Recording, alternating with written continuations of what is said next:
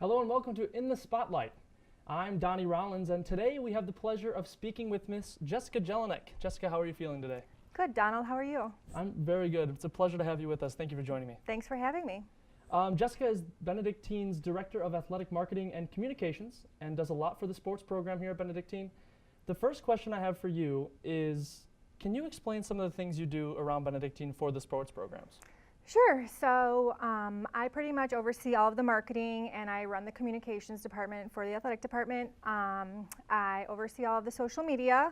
I have someone underneath me, and both of us work together on writing releases for each sport team. We do all the stats. I also run the entire budget, which is a little complicated. And you know, we try to do major events. We have stuff like our Hall of Fame, National Student Athlete Day. I also do all of the publications, so I work really well in InDesign and Photoshop. I make tickets, you know, stuff like that, stuff that's really going to help people come to games. That's awesome. Sounds like you do quite a lot around here. You were a student at Benedictine as well. How did classes at Benedictine prepare you for a job? Well, that's funny you asked that. When I was in school here, I was actually in this class doing this exact same thing you're doing. I actually interviewed my dad, so obviously it has prepared me a lot. Communications was a huge factor in helping me decide what I wanted to do. I wasn't exactly positively sure right after I graduated, so I went and got a master's and really knew that I wanted to be in sports administration. That's awesome. Sounds like Benedictine has honestly had quite the impact on your life. Where did you get your master's from? I went to Valparaiso University in Indiana and got my master's in there. That's awesome, Yeah. Valpo. What is it like working at the school you graduated from? Do you notice anything different working there from when you were a student? Yes. Actually, when I was in school, which was only maybe like a year or two ago, there wasn't even a wood floor in the gym. It was completely different. Everything has changed. The facilities are just amazing now. It makes me even wonder why I went to Benedictine in the first place to play volleyball. So it was so great though. I mean, I had the best time, which I can see correlations from now until then, where it's still just like a family being on the sports team, and despite having, you know, a great locker room or a great office, it's still, you know, the same family feeling. Absolutely. And I was actually going to ask you a little bit about that family feeling that you have at Benedictine. Can you sort of describe what the community is like right now as a faculty member? Yeah, definitely. As a faculty member, it's great because a lot of us in the department are alum, and we all played, a lot of us played sports. In fact, when I was a student athlete, most of the coaches now were still there when I was a student athlete. So it's great to, you know, see familiar faces all the time, and we get along so well because we all had that same experience when we were student athletes, and now we're just coaches and administration, so it's great. That's awesome, Jess. And the last question, you hire a lot of student athletes, right? And I actually work for you. Who is your favorite student athlete employee? Please say me. That's a really good question. You are all a bunch of clowns, but Okay. I love you guys dearly. I'm going to have to plead the fifth on that one Okay, to not upset enough. anybody. Yeah, I was just making sure that I was your favorite. Even though you said I'm not, I'm going to take it as I am. Okay. But that's all the time we have for right now. And when we come back, we're going to talk to Jess a little bit about her volleyball career and how that has helped her at Benedictine University. Thanks for watching. For right now, this is In the Spotlight. I'm Don Rollins.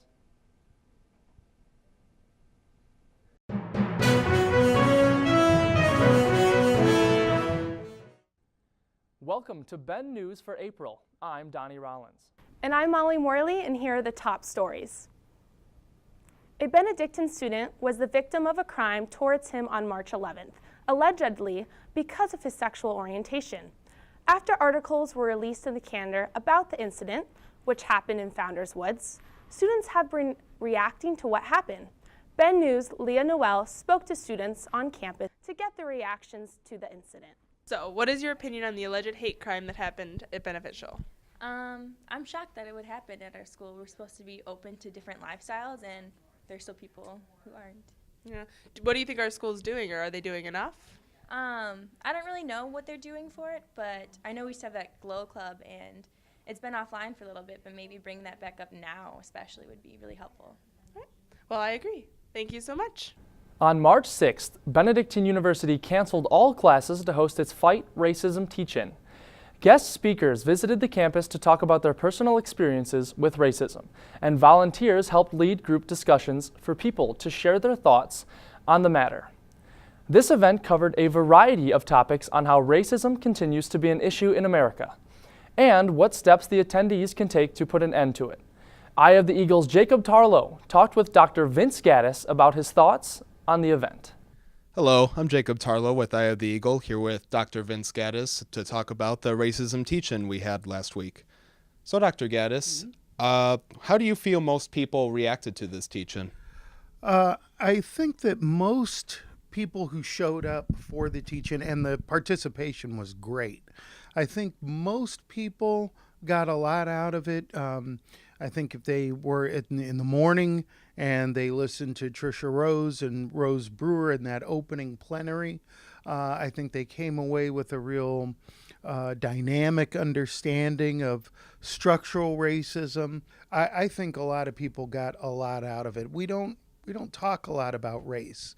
And so anytime we can have a focused discussion about race in America and racism in America, we're doing something right. And I thought the participation was outstanding.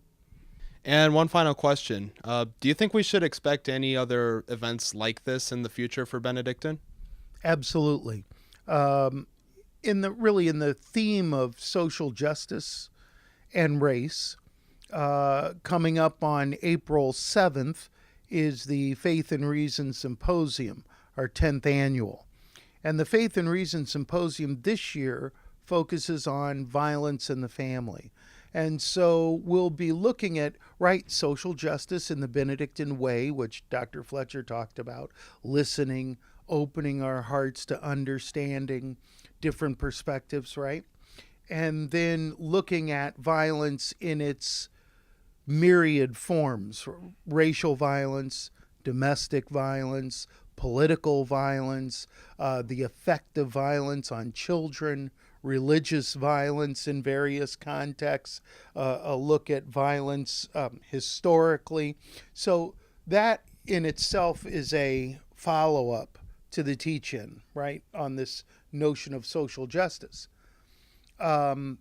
Their organization, SOS, Students Organized for Syria, invited Keenan Ramiri for his presentation, The Syrian Uprising, A Global Crisis, on March 14th in Goodwin Hall. He has made appearances with CNN, BBC, and Fox News. He discussed how corrupt the Syrian government is and how many people are dying on the streets. He states that a lot of Syrians have become refugees and there will be many more in the future. Eye of the Eagle reporter Anum Razak spoke to Aya Kazur, the event coordinator, about how we as students can help the people of Syria. Hi everyone, I'm Anam Razak, and today with me I have Aya Kasser, and she's actually a board member of the Students Who Organized for Syria. And today at Benedictine University we had an event. It's called The Global Crisis, and she's actually the event coordinator, and I'm going to ask her some questions. So one of the questions I have for you is, you actually got Kenal Rahmani to come to the event, and he spoke about awareness for Syria. And how did you contact him? He has made appearances on BBC, CNN. Actually, Kenan Rahmani, I saw him on the news, and somebody had tagged him in a Facebook post, and after that I added him on Facebook, and then we just asked for his email, and we emailed him, and that's how we got him. He agreed to come from Washington, D.C. because he was doing a tour of colleges in Chicago. He went to Loyola and I believe DePaul as well. Okay. And how did you, what do you expect students to learn from coming to this event? I expected students to get a lot of background on how the revolution started, especially since people know what's going on now with the migrant crisis and the refugees and stuff. They don't really know how exactly it started and the government's role in it and whatnot. And so just a very stable, factual background is what I wanted people to get out of it. Okay. And another question I have for you is, how can we help? How can we obviously people who came had awareness, but what can we do in order to help people in Syria?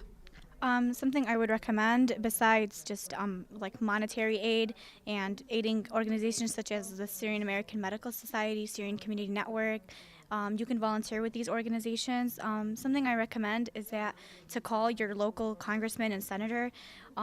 Enough calls from like constituents will get something on their agenda to bring it up on the Senate floor and the congressional floor. So if this stuff is being talked about on the federal government level, then it will definitely put a mark and lead to legislation being passed. All right. Thank you, Aya, so much for answering questions. And I'm Anam Razak.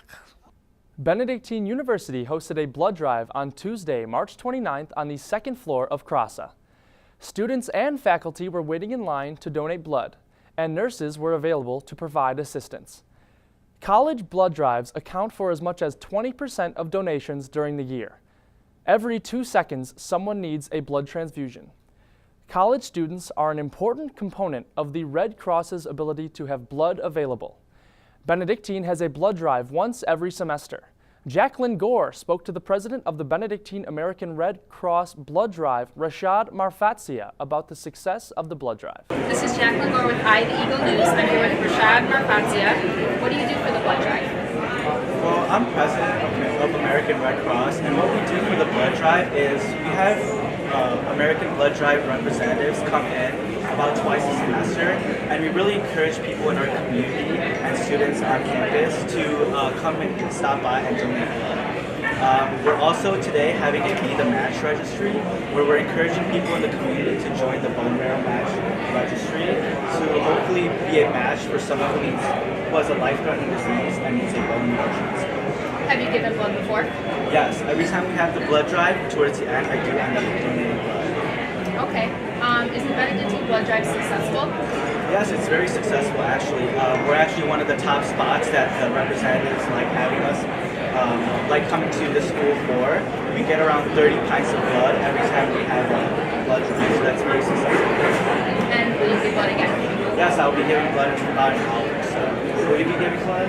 I will not. Okay. Thank you so much, Rashad. Again, this is Jacqueline Gore with I, the Eagle News. On Thursday, March 16th, Benedictine Commuter Service and Student Activities and Leadership Development hosted a free commuter lunch in the Kinlan Atrium. Eye of the Eagle reporter Lena Ju spoke to the student assistant of the commuter service, Arukaya Aksa Atia, about the free commuter lunch and the mission of the commuter services. This is Lina Zhu. I'm here for Eye of the Eagle, the campus television program. I'm here with Rukia Asas, the student assistant of the commuter service. So how do you feel about today, Rukia? I feel like we did pretty well. We've fed over 200 commuter students. So what is this about the commuter free lunch? The concept of the free commuter lunch is to provide free lunch for all commuter students to make them feel a bit more home at Benedictine. So what's the mission of the commuter service? The mission of the commuter services is pretty simple. We understand that commuting from home to school can get very, very taxing and very tiring over a period of time. And our goal is to make commuter students feel more at home when they're at Benedictine. We realize that they miss out on some things that some of the dorm students do. So in our attempt, we give various events throughout the month to make them feel more at home and hopefully more like a part of the Benedictine family. So I've said the free lunch, so what kind of event that commuter service can provide for the commuter student? Besides the free lunches, we have another event that's coming up on March 29th, which is Make Your Own Street Sign, where commuter students will be allowed to put whatever phrase, name, hashtag they want on a street sign, and it'll be free. And besides that, we also do commuter breakfasts because we know when people are leaving early in the morning, they probably skip breakfast, which, as we know, is the most important meal of the day. We do other ones like make your own street signs, make your own stop signs, so on and so forth. Just things to make students feel more at home and happy. Okay, thank you so much. We appreciate for your time. On April 29th, faculty, staff, and other members of the community took part in the Spring Book Discussion Club. The book that was discussed was Station 11 by Emily St. John Mandel. Elizabeth Broman led discussion prior about the history of pandemics, a PowerPoint presentation discussing viruses and public health in the world. This presentation opened the eyes of the members in attendance with shocking facts about disease and the widespread of issues in the world. After the discussion, I met with Mary Okasik to discuss the book discussion community. I'm with Mary Okasik from the Spring Book Discussion Group, and we're going to be talking about Station 11 today. So Station 11 is a lot about pandemic and flu. How has this book influenced you in your life to watch out for things like flu and certain epidemics? Well, I feel like Dr. Borman gave us a lot of information about how to avoid things, eat right, exercise, get some sleep, and wash your hands. I'm really trying to follow that advice, especially the sleep part. Absolutely, it's incredible how important washing your hands is, and it's something so easy to do. The second question, you said that the spring book discussion wasn't quite the turnout you wanted. What can the Benedictine community do to give more praise and appreciation for the book discussion group, maybe to add some more attendance? Well, we had a number of people who signed up who didn't come. And we have to evaluate the time and see if that works. I don't know what the reason is. We had a number of faculty members who signed up who didn't come. And this is a pretty busy place. And so I can see why something else might have come up, but we're going to have to talk about that and assess it. Absolutely, and inclement weather didn't really do you guys too much of a favor anyway. And the last question, can you give us an insight as to next month's book? Well, we're going to have a book in the fall, and it's going to be Hidden Figures about there's a movie out about women who are African American working in the mathematics industry and helping to solve some of our important issues. And we were going to ask somebody to come in and talk about women and their place in history, and just a kind of a introduction. That sounds incredibly interesting. Thank you for your time, Mary. Donnie Rollins, Eye of the Eagle. That's news for April. I'm Donnie Rollins. And I'm Molly Morley. And up next is Donnie with the sports. Donnie, what's new with sports? Well, Molly, the softball team is back in town after their big spring trip to Florida, and also they're going to open up conference play. We're going to talk about this and many more sports after this. Hungry during the school day? Tired of cooking after shopping? Come to El Burrito, a casual eatery in the Maple Cross Shopping Center. Choose from our 30 traditional Mexican favorites at a very affordable price. Try our classic great steak burrito for only $5.95 and taco for $1.95. You realize it's the best Mexican food you can get in this area. Come visit us at the intersection of Maple and Road 15-3. Our burrito promises you an enjoyable experience.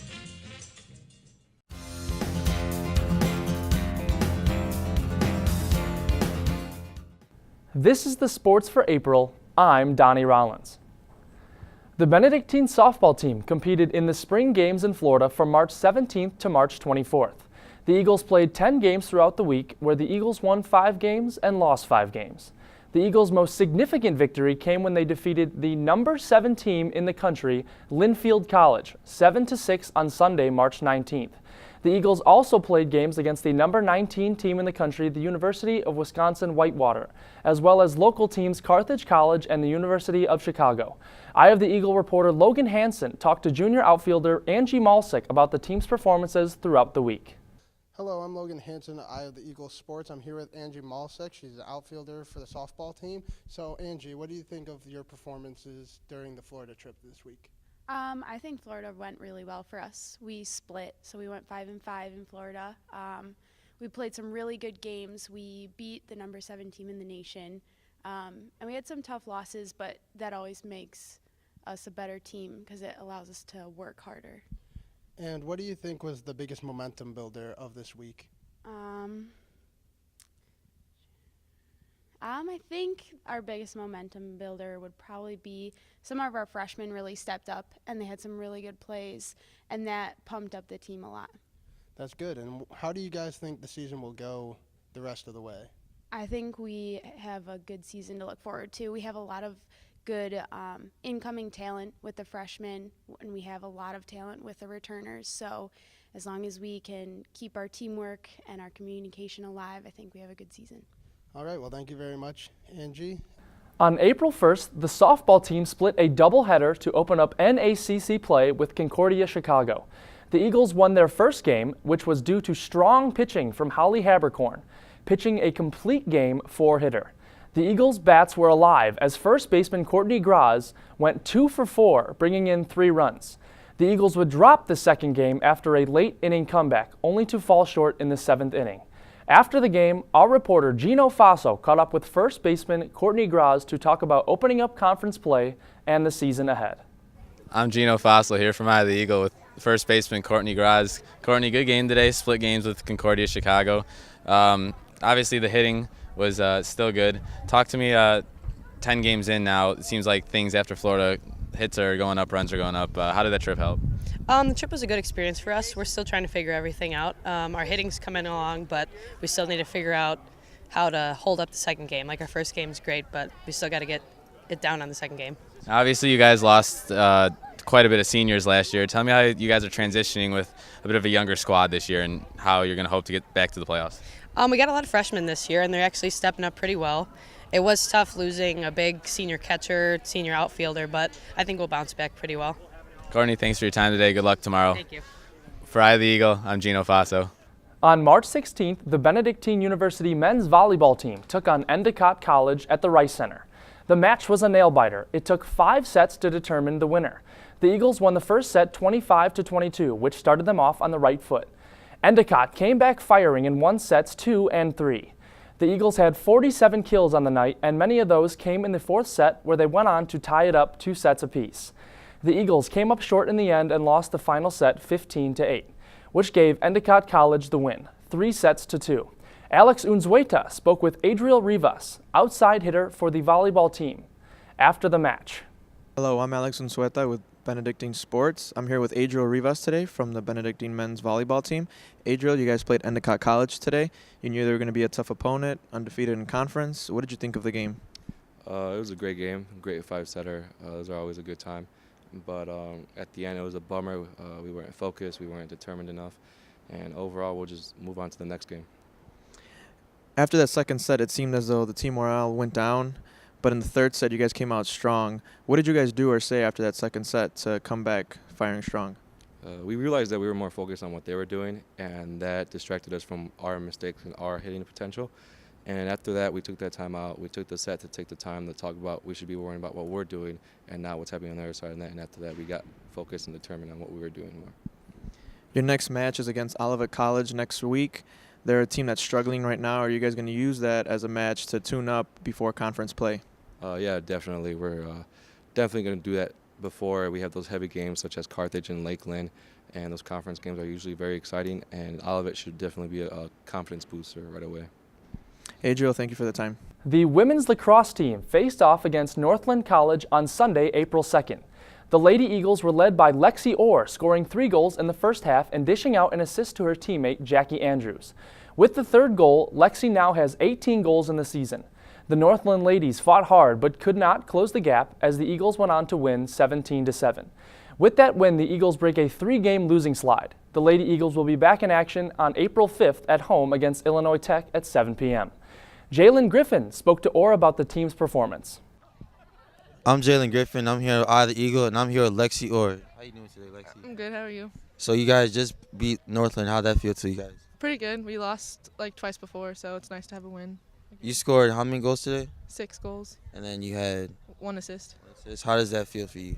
It feels good. Like obviously scoring is nice. So. And then will you guys play next week? Honestly, I don't remember. Okay, so I'm here with Lexi Orr, and she scores 16. She has 6 goals and 1 assist, and that she now has 18 goals on the season. That's Eye Eagle. I'm Jalen Griffin. And that's Sports for April. I'm Donnie Rollins. Catch us next month for when baseball will be in full swing.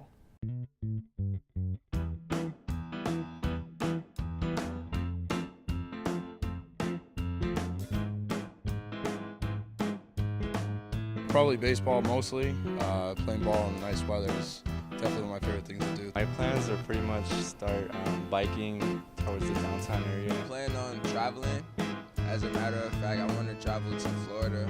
I've never been there. I heard it's real beautiful, but I want to see the alligators. I'm actually really excited to not do anything, just chill with some friends and hang out and just enjoy some weather. What are you doing this summer? Swimming. Good. Welcome back to Into the Wild. I'm your host, Donnie Rollins, and today we're inside Benedictine's Nature Museum. As you can see in the museum, there's all sorts of wildlife and animals and such, and we're going to try to find some of Benedictine's finest wildlife today.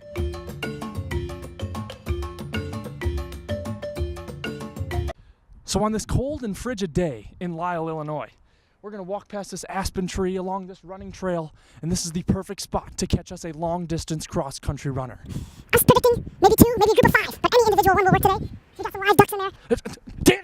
Danny, we got one. Danny, hey, ma'am, excuse me. Hey, excuse me, ma'am. Do you run cross-country for Benedictine? Yeah, I do. What is your name? Becky McDonough. You mind if we do a quick interview? All right, great. Becky, so how long have you been running today? 12. 12. Okay, so you love running. Yes, I do. It's your favorite thing in the whole world? Of course. Okay, how many miles in your life have you been running? I've been running for more than half my life, so. You've been running for more than half your life. Danny, watch the car. There's a car coming up. Get over to the side. You've been running for more than half your life. Hold on one second. Back. So, that's a lot of running. Well, that's about it for Into the Wild. I'm Don Rollins. Welcome back to In the Spotlight with your host, Donnie Rollins. Welcome back to In the Spotlight. I'm your host, Donnie Rollins, and we still have the privilege of speaking with Jessica Jelinek. Jessica, before we left, we were talking about how you got to Benedictine and your rise to fame in the Benedictine community. Now I want to talk about something that people may not know about you, as you were a volleyball stud when you went to Benedictine. Jessica, can you talk about your experience as an athlete at Benedictine? That's a great question. I probably had one of the best experiences ever playing volleyball here at Benedictine. After high school, I kind of thought about not playing sports anymore, maybe just trying to get the college experience without sports. But I'm so glad that I played. I had 2 amazing coaches while I was here. I made lifelong friends, people that I still hang out with all the time. We actually have our alumni game coming up on the 21st, which happens to be my birthday. So we use that time to, go out to dinner afterwards, catch up, because, life gets busy and we still can't really see each other as much. But the volleyball playing experience was great. Conference tournament championships, we went to NCAA a couple times, and it really was such a good time. That's awesome. And you talked about the conference championship. Can you tell us about your best memory playing as an Eagle? Gosh, there's really so many, and it's really cliche just to be like, oh, the bus rides and before games, goofing around. One thing that really sticks out though probably is my senior year. We won the conference championship, went to the NCAA tournament, and I kind of knew that this was like my last hurrah. I'm a senior, and it was emotional, and it was just so great though to go with that group of girls, and we really made the best of everything. We remembered every single moment. I can literally think back now to the bus ride, what songs we're playing, who we played, what the scores were. So probably that's my best memory. What is it like playing in such a big game? Like for people that don't know, people that haven't been on that stage, what is it like playing in such an important game? It's nerve-wracking, and I think when you're a freshman, it's probably a little bit more nerve-wracking for some people because you're not used to that high level of competition yet. But my teams were really good, so we went to the NCAA 3 out of my 4 years. So I think as the years went on, it got a lot easier. So by senior year, I think we were all really prepared for what was going to happen. But it's intense, and you really have to get mentally ready to play in those kinds of games, and obviously physically. But by that point of the season, you're already physically fit to be in that type of game. But mentally, you have to find that place and get there. Absolutely, that's perfect. And since we're talking about memories, now you work as a faculty member. What has been your most memorable experience as a faculty member in comparison to as a student? Wow, that's a great question. It's so completely different being on the faculty side as opposed to being a student athlete. I mean, I didn't know half of the things that I know now as a student, and stuff that I didn't even think about, that goes on behind the scenes. But it's funny, probably my best memories as on the faculty are those same ones that the student athletes have as their favorite memories. Going with men's basketball to the Final Four in Salem and watching them do that. Men's soccer this year, heading up to Carthage and watching them play, the final 8. Those kinds of things are, going to Atlanta. I just went to Atlanta with softball, so that was great. Experiencing those memories with the students is probably one of my favorite things to do. That's perfect. Jessica, unfortunately, that's all the time we have to speak with you for today. And we just want to thank you so much for joining us Thanks for today. You did a having great me. job, and for everyone watching, thank you as well. This has been In the Spotlight with Don Rollins. Thank you for watching. Stay tuned next time.